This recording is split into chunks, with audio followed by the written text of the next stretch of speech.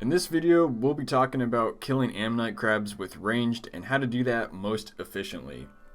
So if you want to just quickly look around the video and find exactly the information you're looking for, check the description below and you'll find timestamps for each specific part. So fortunately, killing ammonite crabs with range, the whole guide is it's going to be very simple. So let's start off with weapon. The idea is that you want to use something that is cheap but also, decently strong. So my recommendation is using mithril darts or bone bolts. Mithril darts are the best in my opinion. I honestly don't know why they're so cheap, but they're extremely effective and just extremely cheap.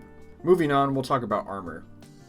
So the concept is pretty simple. You want the armor that's going to give you the best bonuses. So when it comes to rings, amulets, things like that, you just want to maximize range accuracy and range damage. So I'm talking about things like a necklace of anguish, an archer's ring imbued, a book of law, things of those nature.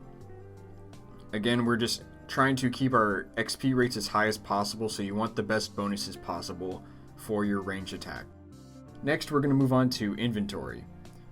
So this is also very simple. You just want to bring a ton of ranging potions, especially if you're higher level and you have defense or rather high ranged. So if you don't need food, you have the option to completely fill your inventory with range potions or divine range potions. I personally prefer regular range potions because divine potions only last for 5 minutes if I remember correctly, and the aggression timer is 10 minutes for ammonite crabs. So you'd have to be potting twice every 10 minutes, which is a little bit excessive, and you'd have to bring food because you're losing 10 HP every time. So again, I just prefer regular range potions.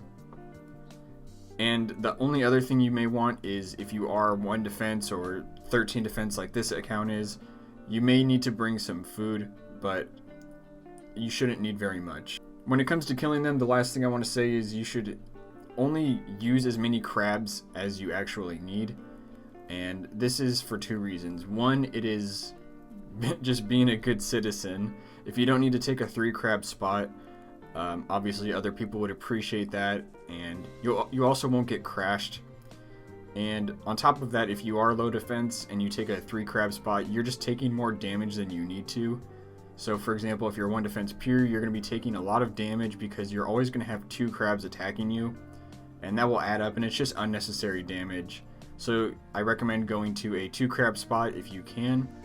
And I don't know the numbers off the top of my head, but I'm going to guess around 40,000 experience per hour is when you can, up to 40,000 experience per hour, you can still get away with just using 2 crabs, and maybe over that you have to start using 3 crabs.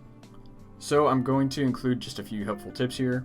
One of them is that you should be picking up fossils, and the reason for this is that you can trade these fossils in, or you're not trading them in, but you are using them in the Varrock Museum on the bottom floor.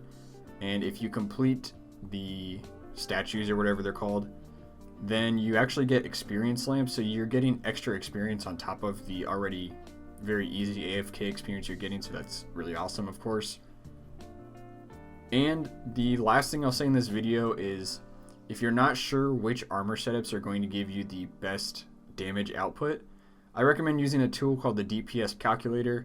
All you have to do is plug in your stats, your armor, and what monster you are fighting, and it will give you a number that is, I don't know precisely how it's calculated, but it will give you an easy way to compare which armor setup is going to give you the best damage output.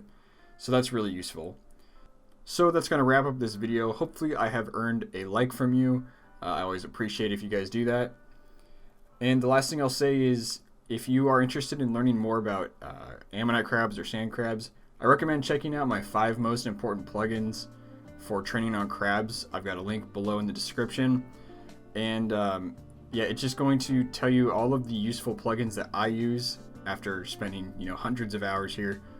And I really recommend you check those out. So thank you again for watching, and I'll see you guys in the next video.